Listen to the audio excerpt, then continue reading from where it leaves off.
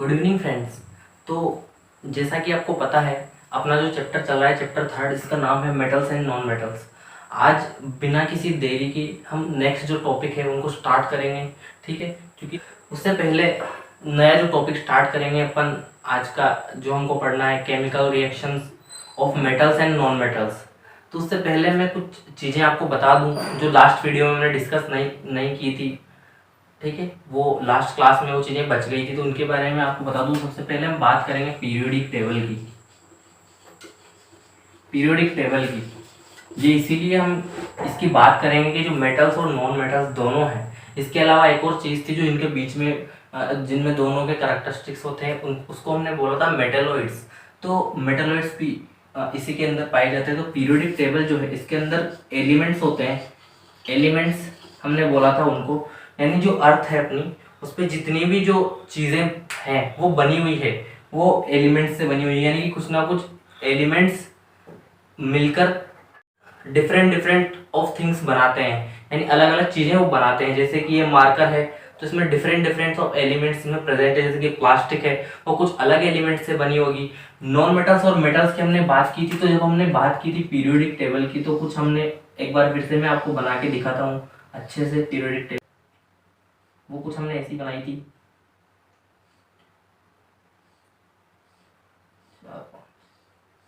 7 उसमें पीरियड्स हमको बनाने हैं। जैसे कि ये ऊपर से नीचे की अगर बात करें तो इनको हमने पीरियड बोला था।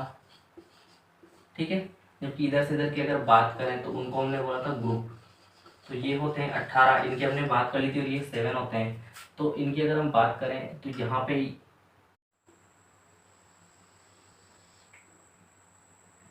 ये प्रेजेंट है अपनी, ये हो गया अपना एस ब्लॉक। उसके बाद बीच में था यहाँ पे डी ब्लॉक, जिसमें टोटल 10 ऐसे एलिमेंट्स सीरीज में होते हैं। 1 2 3 4 5 6 7 8 9, और यहीं पे हम 2 बना लेते हैं, ये हो गए 10। तो 10 एलिमेंट्स ऐसे होते हैं।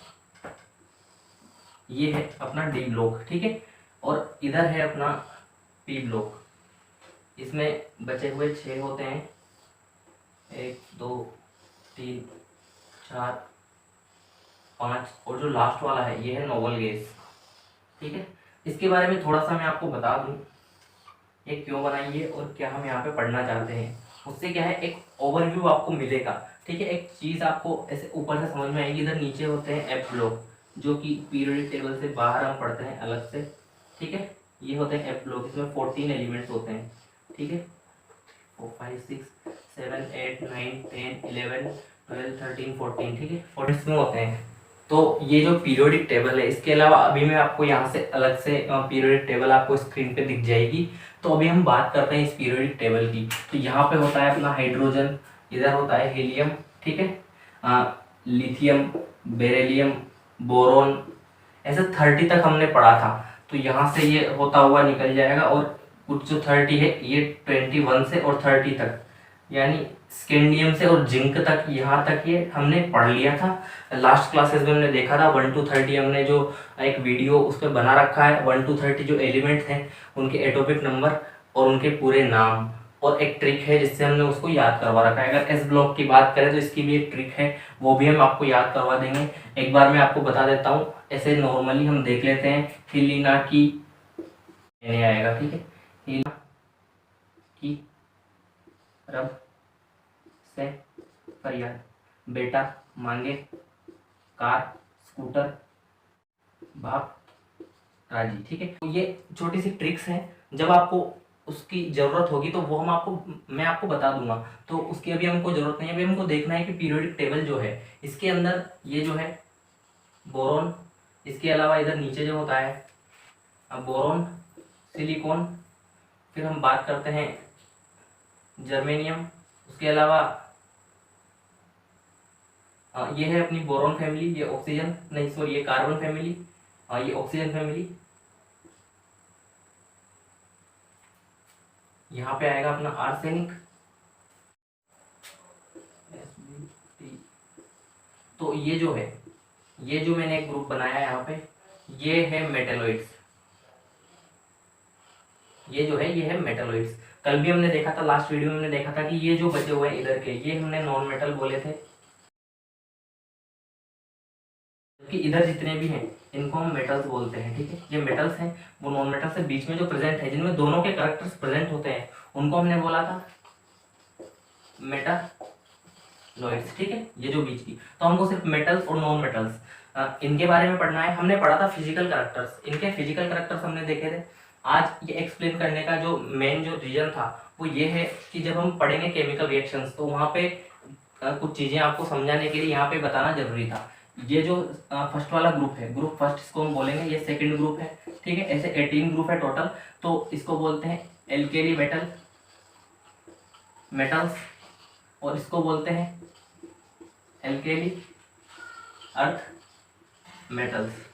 ठीक है, अभी एक पीरियोडिक टेबल आपको स्क्रीन पे दिख रही होगी, ऐसी की ऐसी जैसे हमने बनाई है, इसमें सब एटॉमिक नंबर भी आपको दिख रहे हैं और एटॉमिक साइंस भी आपको दिख रहे हैं। ठीक है, तो यहाँ से आपको समझ में आ रहा होगा कि पीरियोडिक टेबल जो है कैसी होती है और क्या क्या हमको वहाँ से पढ़ना है। लेकिन अभी मेटल्स और नॉन मेटल्स की हम बात करेंगे, मेनली हम उस साइड में नहीं जाएंगे, क्योंकि जब बात करेंगे हम पीरियोडिक टेबल की तो फिर वहाँ पे और भी एक्सप्लेन करके उन चीज़ों को पढ़ेंगे। अभी मैं थोड़ा सा इसलिए आपको बता रहा हूँ क्योंकि जब हम केमिकल रिएक्शंस पढ़ेंगे तो वहाँ पे इसका बहुत इंपॉर्टेंस है, वहाँ पे समझने के लिए ये सारी चीज़ें आपको जरूरी है पढ़ना। ठीक है, इसीलिए मैंने ये बताई। अगर आप इसको नोट करना चाहते हैं तो नोट कर लीजिए वीडियो को पॉज करके, वरना मैं अभी एक नोट कीजिए, फिर हम इसको मिटाते हैं, फिर देखते हैं हम।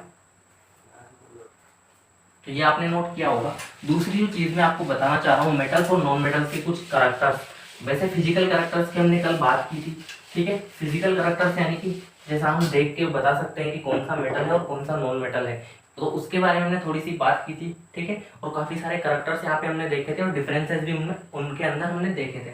लेकिन अगर बात करें आज जो मैं आपको बता रहा हूँ मेटल्स के बारे में और नॉन मेटल्स के बारे में, ये बहुत इंपॉर्टेंट होने वाला है। ठीक है, इसको आप ध्यान से समझने की कोशिश कीजिएगा, क्योंकि ये अगर समझ में आ गया तो काफ़ी सारी चीज़ें आपको समझ में आने वाली है, पूरा चैप्टर आपको यहाँ से क्लियर हो जाएगा। ये जो कॉन्सेप्ट है पूरी केमिकल रिएक्शंस हो, चाहे मेटल्स की हो चाहे नॉन मेटल्स की हो, जो टॉपिक हम आगे पढ़ने वाले हैं, ठीक है, तो इन्हीं की वजह से ये जो कॉन्सेप्ट मैं आपको बताना चाह रहा हूँ, ठीक है, यहाँ पे इसी की बदौलत वो आपका कंप्लीट हो जाएगा और आपको आसानी समझ में आएगा। तो मेटल्स की अगर बात करें तो ये इलेक्ट्रॉन डोनर होते हैं।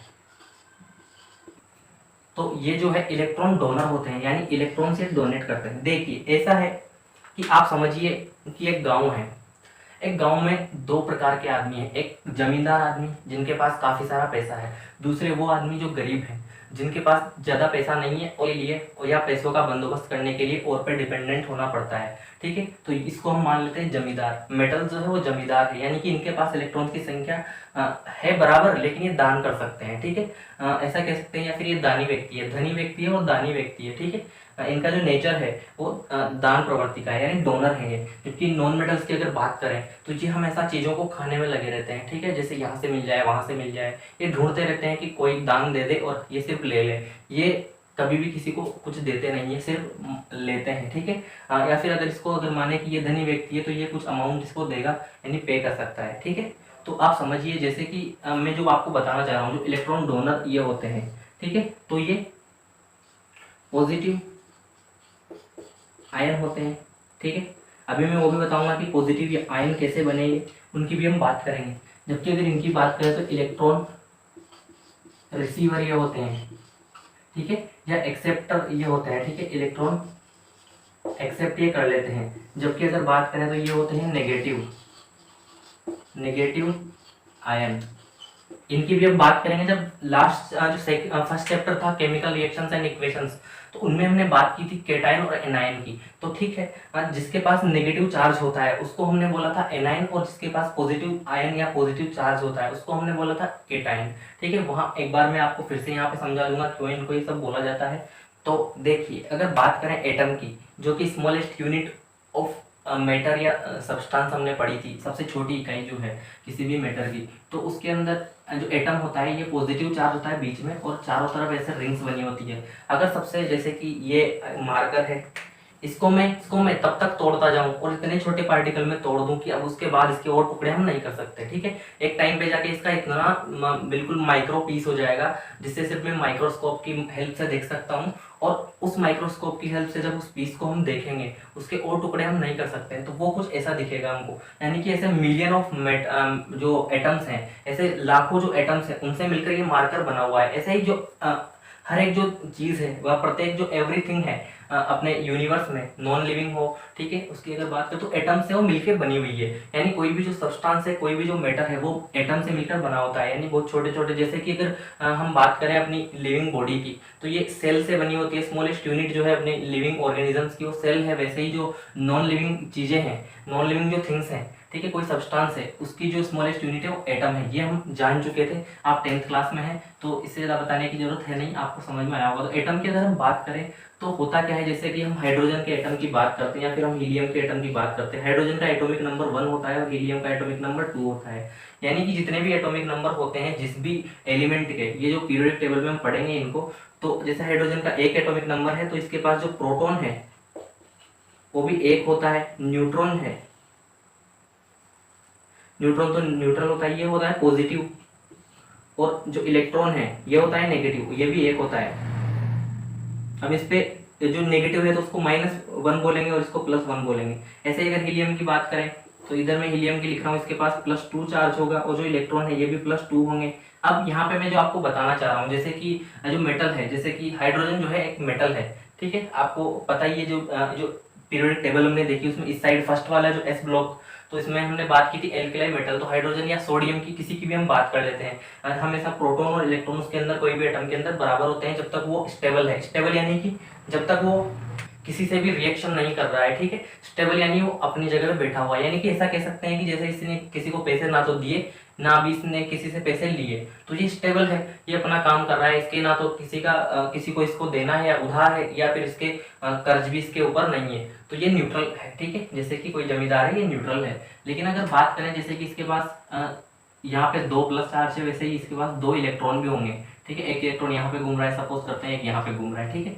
अब क्या होगा, जो मेटल्स हैं इनमें टेंडेंसी होती है, यानी कि ये धनी है, इलेक्ट्रॉन्स के धनी है, ठीक है।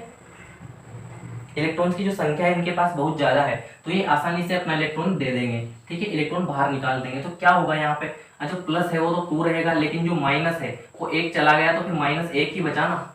अब जैसे ही -1 यहाँ पे बचेगा, एक इलेक्ट्रॉन इन्होंने दे दिया, तो +2 -1 तो बराबर क्या आएगा, +1 तो आएगा ना। यानी कि एक प्लस का जो चार्ज है, एक प्रोटॉन है वो ज्यादा इसके पास बच गया है, तो इसीलिए पॉजिटिव आयन बन जाएगा, और इसी को हम बोलते हैं केटायन, ठीक है। यहाँ तक सबको समझ में आ गया होगा। अब बात करें अगर इस साइड की, यानी नॉन मेटल्स जो होते हैं वो इलेक्ट्रॉन रिसीवर होते हैं। यानी होता क्या है, इनके पास भी वही एटम है। हीलियम की अगर बात करें तो ये नोबल गैसेस में हमने पढ़ा था। नोबल गैसेस वे गैसेस होती हैं जो बिल्कुल स्टेबल होती है एनवायरनमेंट में, किसी के साथ आसानी से रिएक्शन नहीं करती है, ठीक है। इसमें क्या होगा, जैसे कि इसके पास 2 तो पॉजिटिव आयन होंगे और 2 ही नेगेटिव इलेक्ट्रॉन भी होंगे। लेकिन अगर बात करें जैसे कि यहाँ से जो इलेक्ट्रॉन मेटल ने दिया, ये नॉन मेटल है, तो ये इलेक्ट्रॉन रिसीव कर लेगी। तो यहाँ पे जो इसका जो चारों तरफ का जो एनवायरनमेंट है, हम इसको सेल बोलते हैं, ठीक है। जो एटम है उसके हम सेल बोलते हैं। सेल में एक और माइनस का चार्ज आ गया, तो अभी माइनस के 3 हो गए, +2 और -3, ये कितना होगा, अभी -1 होगा कि नहीं होगा, होगा ना। तो ये जो इलेक्ट्रॉन बचा हुआ है एक्स्ट्रा माइनस का, उसे हम नेगेटिव आयन बोलते हैं, और इसी को हम बोलते हैं एनायन, ठीक है। हमने फर्स्ट वाले चैप्टर में बताया था एनायन और केटायन क्या होते हैं, तो ये एनायन होगा। तो ये बताना इसलिए जरूरी था, जब हम केमिकल रिएक्शंस पढ़ेंगे तो इनका मैं डायरेक्ट अब इतना सारा एक्सप्लेनेशन वहाँ पे हम नहीं देंगे, हम डायरेक्ट समझेंगे वहाँ पे। ये एक्सप्लेनेशन आपको समझ में आया होगा, इससे आपको आगे के जो टॉपिक्स है उनको समझने में बहुत ज़्यादा हेल्प मिलेगी, और कोई प्रॉब्लम आपको यहाँ से नहीं होने वाली। अगर आप इनको नोट करना चाहते तो आप नोट कर लीजिए, बस ये समझाने जैसा था। अभी भी अगर किसी को समझ में नहीं आया, कोई क्वेश्चन कोई क्वेरी है, तो कमेंट बॉक्स में यहाँ पे में बताइए, जो नेक्स्ट वीडियो आएगा चैप्टर का उसमें हम उसको सोल्व कर देंगे, ठीक है। तो इसको आप नोट कीजिए, आपने नोट किया होगा। अब हम बात करेंगे रिएक्शंस की। हम जो मेन टॉपिक है आज का अपना, इसको मैं मिटा देता हूँ। चैप्टर का नाम आपको पता है कौन सा चल रहा है, मेटल्स एंड नॉन मेटल्स, ठीक है। काफ़ी सारी चीज़ें हमने यहाँ पे समझी, ठीक है। अभी ये जो आपको जिनको भी समझ में नहीं आई ये चीज़ें, अभी जैसे जैसे आप चैप्टर के लास्ट तक बने रहेंगे आपको चीज़ें आसानी से समझ में आने लगेंगी, क्योंकि जैसे जैसे उनके यूज होते हैं, जैसे कि ये मार्कर है, अगर मैं डायरेक्ट आपको मार्कर दिखाऊंगा, आपने कभी इसका यूज देखा ही नहीं, तो तो आपको कैसे समझ आएगा कि क्या चीज़ है, इसका क्या उपयोग है, कैसे ये बनती है और क्या काम ये आती है। ठीक है, तो जैसे ही हम इसका यूज़ करेंगे तो आपको धीरे धीरे चीज़ें समझ आने लगेंगी। तो हम अभी तो हमने सिर्फ स्टार्ट किया है, अब जब देखेंगे हम कहाँ पे क्या चीज़ कैसे यूज़ आती है। देखिए ये है बच्चों केमिस्ट्री। केमिस्ट्री का ऐसा है कि जब तक सिर्फ 2-4 चीज़ें हम पढ़ लेंगे उससे अपना काम नहीं होता, लेकिन एक बार जब हम चीज़ें एक्सप्लेन करके उनको पूरा खोल के पढ़ लेते हैं ना, उसके बाद चीज़ें हम भूलते भी नहीं है, दिमाग में ऐसे सेट हो जाती है बिल्कुल, उसको हम भूलने की कोई प्रॉब्लम होती नहीं है। तो हम बात करते हैं अब आज का जो मेन टॉपिक है, ये तो था अपना ये तो हमने एक्सप्लेन किया था ताकि आगे के टॉपिक्स आपको इजी बन सके। तो हम जो मेन टॉपिक है उसकी हम बात करें तो वो है केमिकल रिएक्शंस ऑफ मेटल्स। ठीक है, अब ये जो टॉपिक है ये क्यों जरूरी था, हमने लास्ट वाले जो क्लास में देखा फिजिकल प्रॉपर्टीज ऑफ मेटल्स और नॉन मेटल्स हमने देख लिए। ठीक है, वो इसीलिए था जैसे कि अगर मैं आपको दे दूं कि जैसे ये कोई लोहे की रोड है, आयरन रोड है, ठीक है, तो इसको आप देख के मैंने जो भी करैक्टर्स बताए मेटल्स और नॉन मेटल्स के, जो प्रॉपर्टीज बताई, उनके आधार पे आप इसको आप पहचान सकते हैं कि ये मेटल है या नॉन मेटल है। लेकिन कभी कभी क्या होता है कि कुछ चीज़ें ऐसी होती है, जैसे कोई पाउडर मैंने दे दिया आपको, जैसे कि मिल्क ऑफ मैग्नीशिया मैंने दे दिया, जो कि एक टाइप का एंटा एसिड होता है। जब अपने बॉडी के अंदर एसिडिटी हो जाती है, बॉडी के अंदर स्टमक के अंदर जब एसिड की मात्रा है, क्वांटिटी है, वो बढ़ जाती है, तो एसिडिटी हो जाती है, और उसको कम करने के लिए, उसको न्यूट्रलाइज करने के लिए, जो हमने पिछले चैप्टर में एसिड बेस में देखा कि न्यूट्रलाइजेशन की रिएक्शन होती है, उसको न्यूट्रलाइज करने के लिए हम मिल्क ऑफ मैग्नीशिया MgOH का होल ट्वाइस का यूज करते हैं, जो कि एक प्रकार का बेस है, और जब एसिड के साथ वो रिएक्शन करता है तो वो न्यूट्रलाइज हो जाते हैं और अपना जो स्टमक है उसको रिलीफ मिलता है। ठीक है, जैसा कि इनो आपने सुना होगा, काम शुरू सिर्फ 6 सेकंड में, तो वो आपने सुना होगा, तो उसको तो आप जानते ही होंगे। तो वो जैसे काम करता है तो मिल्क ऑफ मैग्नीशिया, तो मैंने जैसे अगर मिल्क ऑफ मैग्नीशिया का आपको पाउडर दे दिया तो आप कैसे उसको पता लगाएंगे कि ये नॉन मेटल है या मेटल है। तो वो सारी चीज़ों की हम बात करेंगे। वो खैर एक प्रकार का कंपाउंड है, ठीक है, वो ना प्योर मेटल है ना प्योर नॉन मेटल है। देखिए प्योर का जो मतलब है यहाँ पे, प्योर से मैं समझाना चाह रहा हूँ आपको कि क्या होता है। प्योर जो है, प्योर वर्ड मैंने इसीलिए यूज लिया। प्योर मेटल की अगर हम बात करें तो जैसे कि अगर हम बात कर लेते हैं आयरन की, ये एक आयरन का क्यूब इसको कह लीजिए आप, ये क्यूब है, ठीक है, आयरन क्यूब है, ये आयरन क्यूब है। ये आयरन क्यूब जो है ये प्योर फॉर्म में अगर होगा ना तो इसमें सिर्फ Fe, पीरियोडिक टेबल में आप पढ़ोगे आयरन जो है उसका एटॉमिक सिंबल है Fe। ठीक है, तो ये ग्रुप डी का एलिमेंट है, और मेटल जो है तो ये Fe के जो एटम्स हैं, यानी million of atoms, only Fe के एटम्स, जो एटम्स हैं उन्हीं से बना रहेगा पूरा का पूरा ब्लॉक जो है। ठीक है, यानी कि ऐसे करोड़ों लाखों जो एटम्स हैं Fe के, ओनली आयरन के एटम्स की बात कर रहा हूँ। ठीक है, सिर्फ एक एलिमेंट है, सिंगल एलिमेंट ऑफ आयरन जो है, एलिमेंट हमने देखा पीरियोडिक टेबल में, तो उसी से मिलकर पूरा का पूरा क्यूब बना रहेगा। तो ये मेटल हो गया प्योर मेटल। जबकि जब ये किसी के साथ रिएक्शन कर जाएगा तो वो कुछ मेटल, जैसे जिसके भी साथ ये रिएक्शन करेगा, इसकी रिएक्शन ऑक्सीजन के साथ होती है तो मेटल ऑक्साइड बनाएगा, इसके अलावा और या मेटल सोर्स से बना लेगा, तो वो हम देखेंगे, तो वो आपको समझना है। इसके अलावा अगर ये नॉन मेटल होता, ठीक है, इसकी जगह अगर नॉन मेटल हम ले लेते, जैसे कि कार्बन, यानी कि लकड़ी का कोई ये पीस है, जो लकड़ी का पीस है ये, इसके अंदर कार्बन प्रेजेंट होगा, और जब ऑक्सीजन के साथ इसकी रिएक्शन करवाएंगे तो वो नॉन मेटल ऑक्साइड बनाएगा, तो वो भी हम देखेंगे, उनके क्या कैरेक्टर्स हैं वो भी हम देखेंगे। तो हम स्टार्ट करते हैं बिना किसी देरी के अपना chemical reactions end of metals. Metals की अगर बात करें, सबसे पहले हम इसकी रिएक्शन देखेंगे किसके साथ, पहली हम डायरेक्ट मेटल्स की जो रिएक्शन है प्लस ऑक्सीजन के साथ देखेंगे। देखिए इसका क्या कारण है ऑक्सीजन को यहाँ लेने का, ये तो बनाएंगे, मैं पहले ही बता देता हूँ आपको, मेटल ऑक्साइड। अब ध्यान से देखिएगा आप, ठीक है, मेटल जो है पीरियोडिक टेबल हमने बनाई थी, अब मेटलॉइड की जो बॉर्डर थी वो हमने बनाई थी, उसके इधर वाले सारे मेटल्स थे और इसके उधर वाले सारे के सारे नॉन मेटल्स थे। ऑक्सीजन किस साइड में था, बिल्कुल आपको पता है उस साइड में ही था, ठीक है, ऑक्सीजन का। तो ऑक्सीजन के साथ जब रिएक्शन इसकी करवाएंगे तो मेटल ऑक्साइड ये बनाएगा। अब मैं आपको जो बताना चाह रहा हूँ आप उस पर गौर कीजिएगा। जैसे कि ये है मेटल अपना, ठीक है, सोडियम एक मेटल है, इसकी रिएक्शन जब ऑक्सीजन के साथ होगी ठीक है। अब जैसा मैंने बताया जितनी भी जो गैसेज है, लास्ट अगर आपने लेक्चर्स देखे हो तो जितनी भी गैसेज है जैसे हाइड्रोजन है, ऑक्सीजन है, नाइट्रोजन है, वो मॉलिक्यूल की फॉर्म में होती है, यानी कि सिंगल एटम वहाँ पे प्रेजेंट नहीं होता। ठीक है, दो एटम मिलकर एक मॉलिक्यूल बनाते हैं और वही अपने एनवायरनमेंट में प्रेजेंट होती है। तो ये एक मेटल हो गया, ये नॉन मेटल है ऑक्सीजन। इनकी जब रिएक्शन करवाएंगे तो ये बनेगा क्या, Na2O। ठीक है, Na2O बनेगा। या फिर हम बात कर लेंगे ये इसका हाफ हो जाता है, ठीक है, O2, और इसका हाफ भी हो जाता है, ये इसको हम ऐसे भी लिख सकते हैं, लेकिन उसकी हम बाद में बात करेंगे, वो मैं बैलेंसिंग के लिए आपको समझाऊंगा। अभी ये बनेगा Na2O। अभी मैं ये भी बताऊंगा आपको कि ये Na जो है Na2 क्यों हुआ, उस पर भी हम बात करेंगे। ठीक है, तो ये अभी बैलेंसिंग के लिए आप ये कर लीजिए। और इधर जैसे 2 ऑक्सीजन है, इसको अगर 2 लगा देंगे तो यहाँ पे फिर ये 4 हो गए, तो इसको 4 कर। बैलेंसिंग करना हमने जो फर्स्ट चैप्टर है उसी में काफ़ी अच्छे से सीख लिया था। मैंने स्टेप बाय स्टेप आपको चीज़ें बैलेंस करना सिखाई थी। ठीक है, तो अगर किसी को बैलेंसिंग अभी भी नहीं आती है तो चैप्टर फर्स्ट में देखिए आप, 2-3 जो वीडियोज है उसमें काफ़ी अच्छी तरह से आपको केमिकल रिएक्शंस एंड इक्वेशंस वाले चैप्टर में काफ़ी अच्छी तरह से आपको सिखाया गया है कि जो रिएक्शंस हैं, इक्वेशंस हैं, उनको बैलेंस कैसे किया जाता है। किसकी, मेटल और ऑक्सीजन की रिएक्शन की। तो ऑक्सीजन तो है जो एनवायरनमेंट में प्रेजेंट है। कोई भी मेटल जब उसको हम बर्न करेंगे, ठीक है, जब उसको जलाएंगे तो ऑक्सीजन की जरूरत होती है। हम बचपन से पढ़ते हैं किसी भी चीज़ को जलने के लिए, किसी भी मेटल या सब्सटेंस को जलने के लिए ऑक्सीजन की रिक्वायरमेंट होती है। तो जैसे ही किसी भी मेटल को हम जलाएंगे तो भी ऑक्सीजन की जरूरत होगी और ऑक्सीजन की वहाँ से पूर्ति हो जाएगी, मेटल ऑक्साइड वो बना लेगा। तो मैं यहाँ पे बात कर रहा हूँ कि मेटल के बारे में हमने देखा था कि इलेक्ट्रॉन डोनर वो होते हैं। ठीक है, इलेक्ट्रॉन ये देंगे दान, और ये क्या होगा, ये नॉन मेटल है तो सिंपल सी बात है, इलेक्ट्रॉन्स लेगा।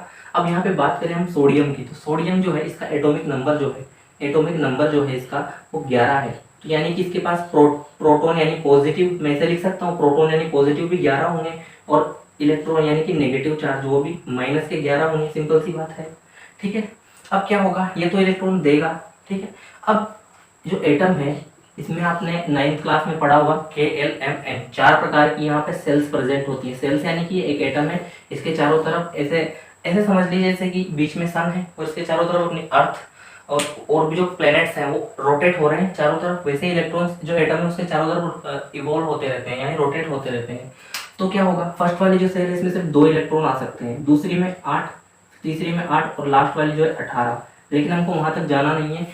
इसके अंदर जो सोडियम के अंदर यहाँ पे तो प्लस के 11 चार्ज तो बिल्कुल सेंटर में होता है। जो न्यूक्लियस के सेंटर में प्रोटॉन होता है और चारों तरफ इलेक्ट्रॉन घूमते रहते हैं। तो 11 जो इलेक्ट्रॉन्स को हम शिफ्ट करेंगे तो फर्स्ट वाली सेल में 2 इलेक्ट्रॉन्स होंगे, दूसरी वाली सेल में कितने बचे हैं, 2 यहाँ से चले गए, 9 बचे हैं, लेकिन इसमें 8 ही आते हैं, तो 8 यहाँ पे चले गए। अभी भी 1 इलेक्ट्रॉन बचा हुआ है जो कि आउटर बीच वाली जो 8 वाली नेक्स्ट 8 वाली यानी KLMN आपको यहाँ पे दिख रहा होगा, इसमें 2 इलेक्ट्रॉन चले गए, एल में भी 8 इलेक्ट्रॉन चले गए, 10 तो यही खत्म हो गया, अभी 1 इलेक्ट्रॉन बचा।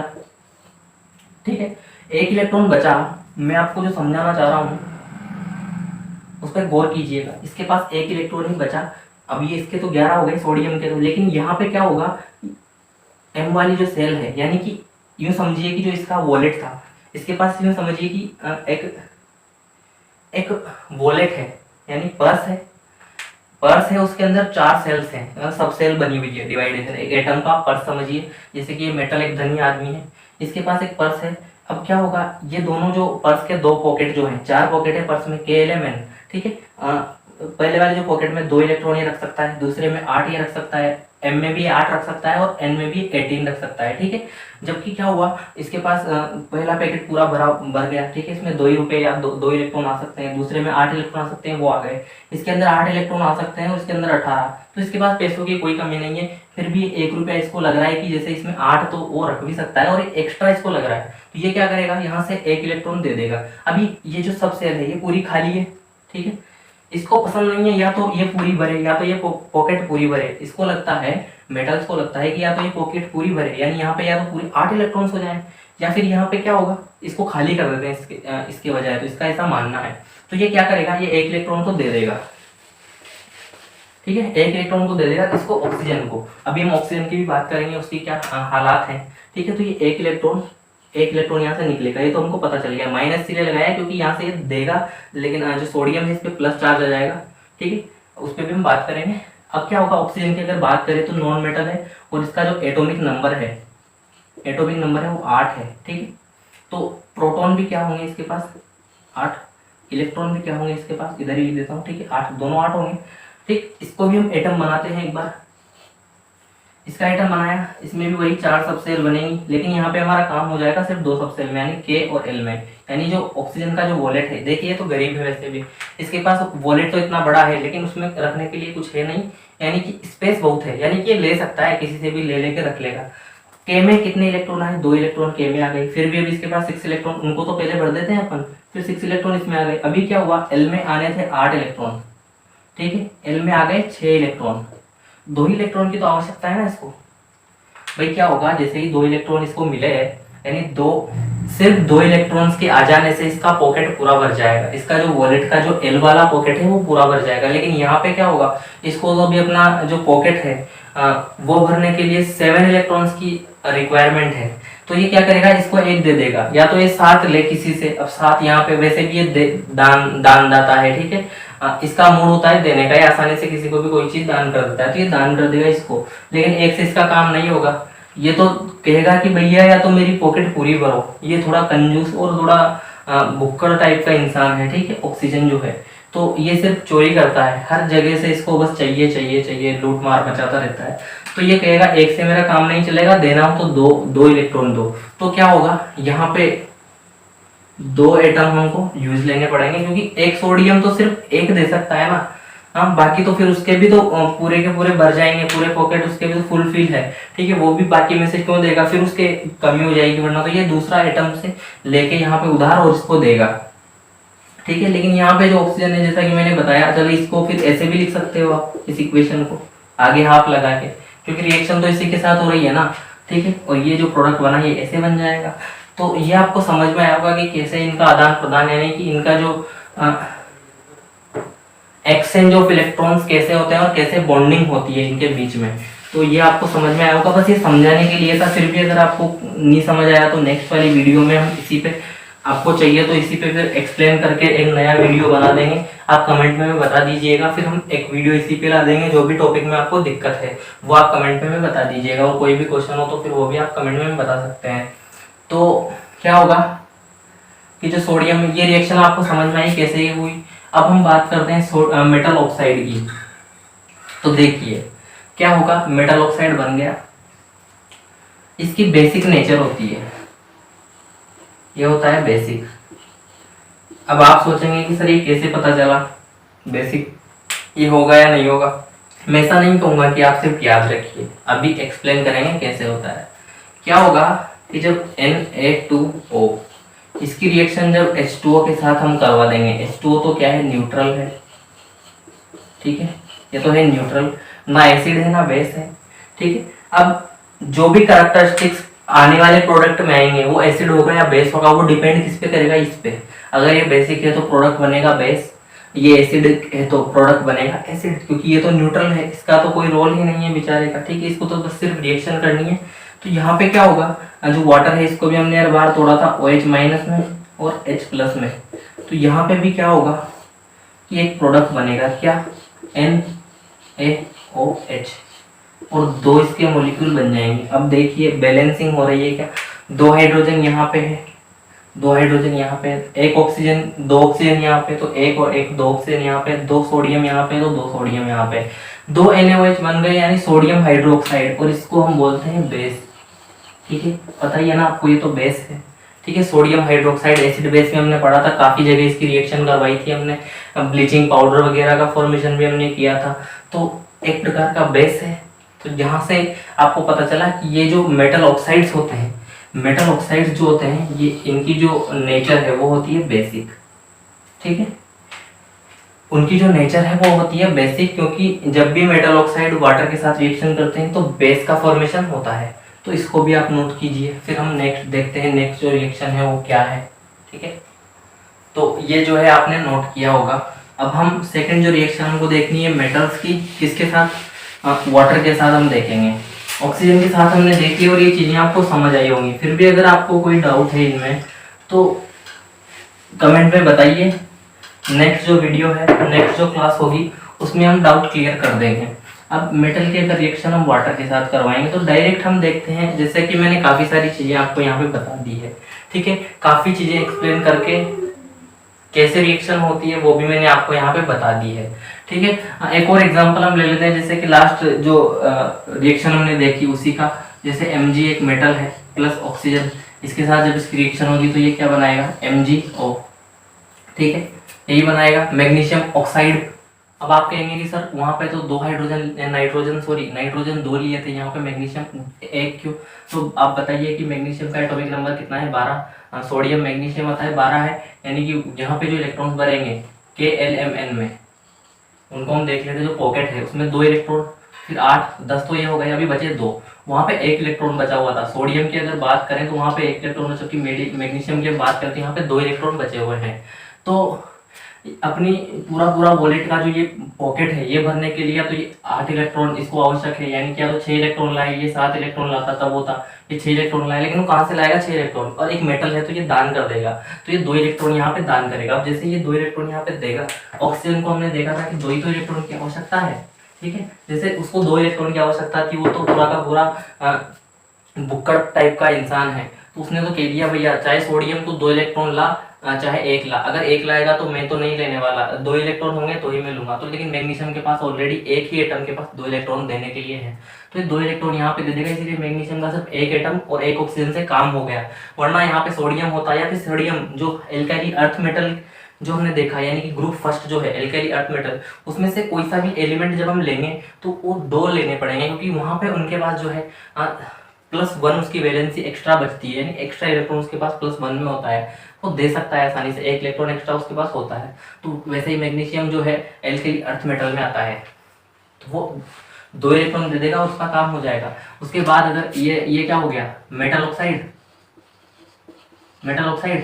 एक टाइप का बेसिक नेचर में, अब वाटर के साथ अगर रिएक्शन करेगा तो क्या बनाएगा, MgOH का होल ट्वाइस, सिंपल सी बात है, और एक टाइप का बेस है, जैसा कि मैंने बताया एंटा एसिड है, मिल्क ऑफ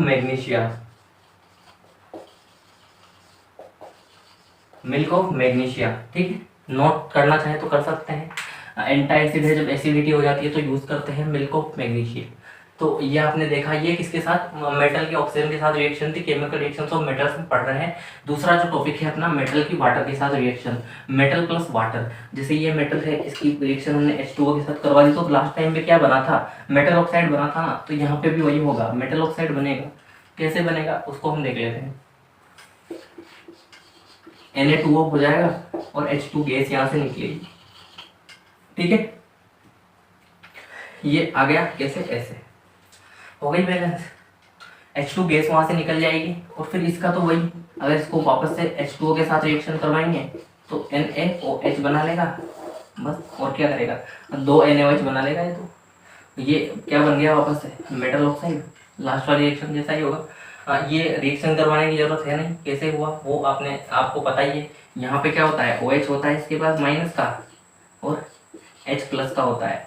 अब सिंपल सी बात है, ठीक, तो ये रिएक्शन आपको पता है कैसे होगी, वो हमने देख लिया लास्ट टाइम पे, कैसी रिएक्शन होती है। आप ये थोड़ी सी चीज़ आपको याद रखनी है कि जो मेटल है उसके साथ अगर ऑक्सीजन की रिएक्शन करवाएंगे तो मेटल ऑक्साइड बनाएगा, और वाटर की रिएक्शन करवाएंगे तो भी मेटल ऑक्साइड बनाएगा। तो ये एग्जांपल आप इसको भी नोट कर लीजिए, सेकंड रिएक्शन, और ये एग्जांपल जो है मैंने बताया यहाँ पे, एक इक्वेशन हमने देखी, तो इसको भी आप नोट कीजिए। अगर फिर भी आपको समझ में इसमें कोई चीज़ नहीं आई तो आप कमेंट बॉक्स में बता सकते हैं, ठीक है, तो नोट कीजिए। तो ये सेकंड जो रिएक्शन है मेटल्स की वाटर के साथ, ये भी आपने देखी होगी, आपने नोट की होगी। अब थर्ड जो रिएक्शन हम देखेंगे मेटल की एसिड के साथ, हम वही रिएक्शंस हम देखेंगे जो आपकी बुक में दे रखी है, इंपॉर्टेंट टॉपिक वही है, और उसी में हम बाकी देख लेंगे। एडिशनल कोई क्वेश्चन आता भी है तो वो आपका कंप्लीट आसानी से हो जाएगा, कोई प्रॉब्लम आपको नहीं होने वाली है। तो थर्ड जो टॉपिक है अपना मेटल प्लस एसिड, ठीक है, यानी मेटल्स की जो रिएक्शन है वो एसिड्स के साथ। अभी जो 2 चैप्टर मैंने आपको पढ़ाए हैं ना, वो अगर जिस बच्चे को समझ में आया होंगे ना, तो काफ़ी सारी चीज़ें आपको यहाँ पे याद होने वाली है, काफ़ी आसान आपके लिए होने वाला है। देखिए सोडियम ले लीजिए फिर से मेटल की जगह, तो यही मेटल अपन लेते रहेंगे। एसिड जो है HCl, आपने देखा होगा HCl, आपको पता भी एसिड है, ठीक है। क्या बताया था मैंने, मेटल प्लस एसिड, यहाँ पे आपको सोडियम दिख रहा है और यहाँ पे Cl दिख रहा है ना, दिख रहा होगा, सिंपल सी बात है, ठीक है। तो क्या होगा, NaCl जब यहाँ पे बन रहा है तो हम क्यों नहीं बनाएंगे NaCl, जब NaCl यहाँ पे सोल्ट बन रहा है तो हम क्यों नहीं बनाएंगे सोल्ट, यानी कि यहाँ पे सोल्ट बनेगा एक तो, प्लस H2 गैस यहाँ से निकलेगी, ये तो कंफर्म है, ठीक है, क्योंकि हाइड्रोजन ही तो बचा फिर। अब जब यहाँ पे Na और Cl हमको दिख गया तो सिंपल सी बात है, सोल्ट बना दीजिए, ठीक है। अगर यहाँ पे K हम ले लेते और HCl के साथ रिएक्शन करवाते तो यहाँ पे क्या बनता, KCl, ये भी एक टाइप का सोल्ट है, जैसे NaCl है वैसे ही KCl है, ठीक है। दोनों के दोनों ग्रुप फर्स्ट यानी एल्काइली मेटल के ग्रुप के ही दोनों एलिमेंट हैं। अब क्या होगा यहाँ पे, अगर इसको बैलेंस करेंगे तो हाइड्रोजन सिंगल तो रहेगा नहीं, H2 गैस के रूप में निकलेगा, तो बैलेंस करेंगे तो यहाँ पे 2 लगाने पड़ेंगे। अभी क्लोरीन भी 2 हो गए, यहाँ पे जब क्लोरीन 2 हो गए, यहाँ पे क्लोरीन 1 है तो इसको भी यहाँ पे 2 लगाने पड़ेंगे, क्योंकि पीछे नहीं लगा सकते, क्योंकि सोडियम के साथ एक ही क्लोरीन दे सकता है, तो आगे सोडियम 2 कर देंगे। तो फिर अब जब 2 सोडियम उधर हो गए तो 2 सोडियम इधर कर दीजिए, देखिए हो गई ना बैलेंस इक्वेशन। तो ऐसे बैलेंसिंग करना मैंने पहले भी आपको चैप्टर फर्स्ट में ही बता दिया था। KCl में भी ऐसा ही हाल रहेगा, ठीक है। यहाँ पे जब H2 गैस यहाँ से निकलेगी तो यहाँ पे 2 हाइड्रोजन यूज लेंगे, और 2 हाइड्रोजन हो गए 2 क्लोरीन हो गए, तो 2 क्लोरीन इधर कर देंगे, फिर 2 क्लोरीन इधर हो गए तो 2 पोटेशियम भी यहाँ पे हो गए, तो इधर भी 2 पोटेशियम कर देंगे, 2 एटम ऑफ पोटेशियम मेटल। तो ये जो रिएक्शन है ये भी आपको समझ में आई होगी कि मेटल की एसिड के साथ जब हम रिएक्शन करते हैं सोल्ट बनता है। देखते ही बना दीजिए, सोडियम के साथ अगर क्लोरीन आ गया, ठीक है, NaCl आसानी से बनेगा, हर जगह बनेगा। ये हमने हमेशा पहले जब एसिड बेस देखा तब भी हमने ये पढ़ा था, तो इसको भी आप नोट कीजिए। जो थर्ड रिएक्शन है अपनी, ठीक है, मेटल और एसिड की, reaction of metals with acids, तो इसमें सोल्ट और जो प्रोडक्ट बनेंगे सोल्ट और H2 गैस वो बनेगी, तो इसको भी आप नोट कीजिए। फिर जो लास्ट जो रिएक्शन है मेटल की उसको हम देखते हैं, और वो जो है काफी इंटरेस्टिंग आपके लिए होने वाली है, क्योंकि हमने पहले भी उसके बारे में केमिकल रिएक्शंस वाले जो चैप्टर था उसमें भी हमने देखा था, तो एक बार इसको नोट कीजिए। तो ये आपने नोट किया होगा। अब फोर्थ जो केमिकल रिएक्शन है मेटल्स, वो मेटल सॉल्ट है उसी के साथ है, ठीक है, वो मैं बताऊंगा आपको। उससे पहले एक छोटी सी चीज मैं आपको बताना चाहता हूँ कि जो सोडियम है उसकी जब रिएक्शन हमने, जैसे मेटल जो है सोडियम पोटेशियम, ये जो मेटल है ये हाईली रिएक्टिव होते हैं। अभी रिएक्टिविटी सीरीज हम देखेंगे मेटल्स के, कौन कौन से मेटल कितने रिएक्टिव है, उस सीरीज में हम लाइन वाइज, और एक ट्रिक है छोटी सी, उससे मैं आपको वो लर्न कराऊंगा बहुत आसानी से, तो उसको हम देखेंगे। तब क्या होगा, उससे आपको पता चलेगा कि कौन से जो मेटल है मोर रिएक्टिव है और कौन से जो मेटल्स हैं वो कम रिएक्टिव है। ज़्यादा रिएक्टिव जो मेटल है वो जब वाटर के साथ रिएक्शन करेंगे, जैसे कि जो सोडियम था, सोडियम को आप अगर वाटर में डालेंगे, ठीक है, तो मैंने क्या बताया था क्या बनेगा, ठीक है, मेटल ऑक्साइड की हमने बात की थी, मेटल ऑक्साइड बनेंगे।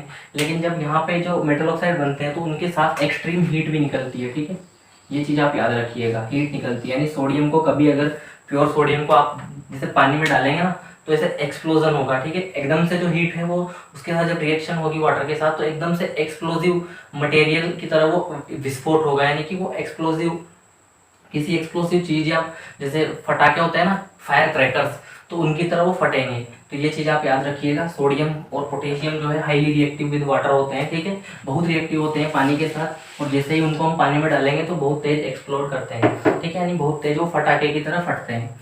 तो हम बात करते हैं चौथी जो चीज हम पढ़ रहे थे, इसके अंदर हमको रिएक्टिविटी सीरीज भी पढ़नी है, वो हम देख लेंगे। लेकिन यहाँ पे क्या है, जैसे कि जो मेटल है, मेटल ए जो है, इसकी जब रिएक्शन हम मेटल बी सोल्ट या सॉल्यूशन इसके साथ करवाएंगे तो क्या होगा, मेटल बी अलग हो जाएगा प्लस ये बना लेगा मेटल ए सोल्ट सॉल्यूशन। ऐसा क्यों हो वो मैं एक बार एग्जांपल देके आपको बताता हूँ। जैसे कि FeSO4 की अगर रिएक्शन करवाएंगे हम Zn के साथ तो ये बना देगा ZnSO4 प्लस Fe को बाहर निकाल देगा। ऐसा क्यों हुआ ये हमने तब भी पढ़ा था जब हमने डिस्प्लेसमेंट रिएक्शन पढ़ी थी, यानी कि किसी एक प्रोडक्ट में से रिएक्शन करके डिस्प्लेस उसको कर देना, एक जगह अपनी जगह से हटा के दूसरा उसकी जगह ले लेना। तो वो डिस्प्लेसमेंट रिएक्शन हमने पढ़ी थी चैप्टर फर्स्ट में, तो वो आपको याद आया होगा। यहाँ पे क्या है, जो Zn है वो FeSO4 में Fe से ज्यादा रिएक्टिव है। Zn जो है Fe से ज्यादा रिएक्टिव है, इसीलिए Zn ने SO4 को अपने पास बुला लिया और Fe को बाहर भगा दिया, यानी कि ज्यादा पावरफुल ये है, ऐसा आप समझ सकते हैं। ऐसा ही हमने एक और एग्जाम्पल लिया था,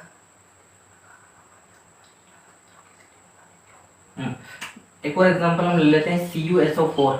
इसकी भी जब रिएक्शन हम Zn के साथ करवाएंगे तो क्या होगा, ZnSO4 ये बना लेगा प्लस Cu को ये बाहर निकाल देगा, यानी कॉपर को ये बाहर निकाल देगा। ऐसा क्यों होगा, यहाँ पे भी जो कॉपर है वो जिंक से कम रिएक्टिव है, यानी कि कम पावरफुल है, ऐसा आप समझ सकते हैं। यानी कि जो जिंक है वो ज़्यादा रिएक्टिव है। तो मैं एक रिएक्टिविटी सीरीज आपको बताऊंगा, इसको आप एक बार नोट डाउन कर लीजिए। फिर रिएक्टिविटी सीरीज से ये चीज़ें आपको समझ में आएंगी कि कैसे वर्क करती है, तो उसकी ट्रिक भी मैं आपको बताऊंगा। तो इसको आप एक बार नोट कीजिए। तो ये जो है आपने नोट किया होगा, यहाँ पे हमने साथ में इसको एक बार मिटा देता हूँ। केमिकल रिएक्शंस ऑफ मेटल्स के साथ साथ जो मेटल है उनकी केमिकल प्रॉपर्टीज भी हमने पढ़ ली, ठीक है। यानी किसके साथ वो रिएक्शन करके क्या प्रोडक्ट वो बनाते हैं। बस आपको जो मेन चीज याद रखनी है वो पीरियोडिक टेबल में याद रखनी है। उससे आपको एक अंदाजा लगेगा कौन से जो ये मेटल है या नॉन मेटल है, क्योंकि जैसे ही अगर आपको पता चल गया कि ये मेटल है तो उसकी रिएक्शन किसके साथ कैसे होगी वो हमने यहाँ पे बता दिया है। फिर भी हम जैसे जैसे आगे बढ़ते जाएंगे चीजें आपको और भी एक्सप्लेन करते जाएंगे, आसानी से आपको चीजें समझ में आने लगेंगी, ठीक है। कुछ भी नहीं है साइंस में, एक बार जो चीज आपको समझ में आ चुकी ना फिर वो आपके दिमाग से कहीं नहीं जाने वाली। तो हम बात करते हैं यहाँ पर रिएक्टिविटी सीरीज की।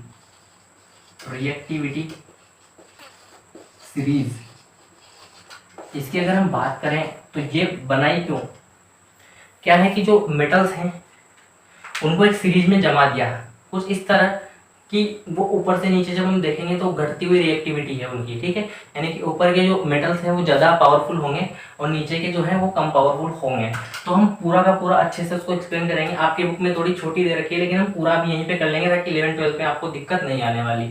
हाँ, ज़्यादा कुछ याद नहीं करना, आपको बस याद करना है ली के नाना काका मांगे अलमारी जानकर पैरों की सीधी, इधर लिख देता हूँ बाकी निकाली, वैसे है ऊपर से नीचे की तरफ, ठीक है, ऐसे लाइन वाइज बिल्कुल नीचे निकाली। सुन रहा था पब में हाइड्रोजन क्यों आज आए प्लेटिनम, ठीक है। ये रिएक्टिविटी सीरीज अपनी कंप्लीट हो चुकी है, ठीक है। अब मैंने जो नाम बताए जैसे कि ये है क्या, ये जो पीरियोडिक टेबल के अंदर जो एलिमेंट हैं उनके एटॉमिक सिंबल्स हैं, ठीक है। लेकिन मैंने एक ट्रिक बताई है, पहले मैं एक बार इनका नाम बताऊँ। Lithium, potassium, sodium, calcium, magnesium, aluminium, zinc, ferrous या आयरन, ठीक है, कैडमियम, निकल, एसएन, टीन, पीबी, लीड, ठीक है, हाइड्रोजन, कॉपर, एजी, सिल्वर, एयू, गोल्ड और प्लेटिनम, ठीक है। अभी आपको यहाँ से पता चल रहा होगा कि ऊपर से नीचे जब हम देखेंगे, ठीक है, और इनके बाद आती है ये इधर से इधर, ठीक है, ये इनके नीचे है, इधर जगह नहीं तो उधर बना दी, ठीक है। आप ऐसे लाइन वाइज बना लीजिएगा, ठीक है। नाम इनके बता दिए, लीना के नाना काका, आप लिख लीजिएगा, लीना के नाना काका मांगे अलमारी जानकर पैरों की सीढ़ी निकाली, सुन रहा था पब में हाइड्रोजन क्यों आज आए प्लेटिनम, ठीक। तो ये आपको याद, एक छोटी सी ट्रिक मैंने आपको बता दी ताकि आपको आसानी से ही याद हो जाए। अब यहाँ पे आप देखिए एक बार, जैसा हमने दो रिएक्शंस करवाई, तो FeSO4 देखा था हमने, तो क्या हुआ, Zn जो है इसके ऊपर है ना, Fe के ऊपर है ना, ये Fe के ऊपर है यानी कि ज़्यादा रिएक्टिव है। एल्यूमिनियम इससे भी ज़्यादा रिएक्टिव है, मैग्नीशियम और ऐसा सोडियम और ऐसा बढ़ता चला जाएगा। तो इसीलिए जो SO4 है इसको Zn ने अपने पास मिला लिया और Fe को बाहर भगा दिया। लेकिन अगर बात करें Cu, ये भी Zn से नीचे आ रहा है, Zn के बाद में, यानी कि Zn इससे भी ज़्यादा पावरफुल है। लेकिन अगर बात करें कि मैं बनाऊँ अगर सॉल्यूशन CuSO4 का प्लस Fe का, अब Cu यहाँ पे है, नीचे है Fe से, यानी Fe ज़्यादा रिएक्टिव है, तो यहाँ पे क्या बना देगा है FeSO4 प्लस Cu को बाहर निकाल देगा, ठीक है। तो ऐसे ही काम करता है, तो इसको आप एक बार नोट कीजिए, फिर हम थोड़ा सा इसके बारे में बताते हैं आपको।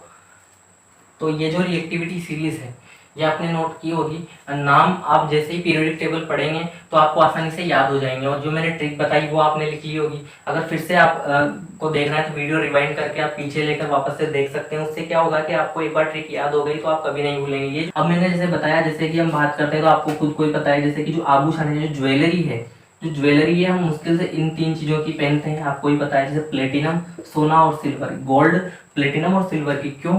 क्योंकि जैसा मैंने बताया आपको कि ये सबसे लेस रिएक्टिव है, सबसे नीचे रिएक्टिव सीरीज में है, यानी सबसे कम रिएक्टिव है, ठीक है, ज्वेलरी, ठीक है। इनकी इसलिए बनाते हैं, सबसे कम ये रिएक्टिव है तो सबसे आसानी से जो ओपन एनवायरनमेंट है उसके साथ रिएक्शन नहीं करेंगे, और आसानी से जब ये रिएक्शन नहीं करेंगे तो जल्दी ये खराब नहीं होंगे। जबकि अगर बात करें, अगर कोई जैसे आयरन की ज्वेलरी पहनता तो क्या होता है, रस्टिंग हो जाती है ना, रस्टिंग ऑफ आयरन होता है ना, कोरोजन नहीं होता क्या, जेडन की अगर बात करें, जिंक की अगर ज्वेलरी पहनते हैं, एल्यूमिनियम की, तो ये बहुत रिएक्टिव है, इसके काफ़ी ऊपर है, ये बहुत रिएक्टिव है, आसानी से 1-2 साल में खराब हो जाएंगे। और इसीलिए ये है ना, जो तीनों चीज़ें ये काफ़ी एक्सपेंसिव भी है, इनकी जो प्राइजेस है मार्केट में वो भी काफ़ी ज़्यादा है। इनकी ज्वेलरी बनती है क्योंकि ये सबसे लेस रिएक्टिव है। तो ये रिएक्टिविटी सीरीज आपको समझ में आई होगी। और आज का जो सेशन है हम यहीं पे फिनिश करते हैं। अब जो नेक्स्ट टॉपिक है आपका chemical reactions of non metals, उसको हम देख लेंगे। केमिकल रिएक्शंस ऑफ मेटल्स आपको समझ में आया होगा, इससे ज़्यादा इसको इसमें पढ़ने की जरूरत है नहीं। तो घर पे रहिए, आराम से पढ़िए, नोट्स भी प्रिपेयर करिए और देखते रहिए हमारे वीडियोस, नॉलेज बूस्ट कीजिए। Thank you.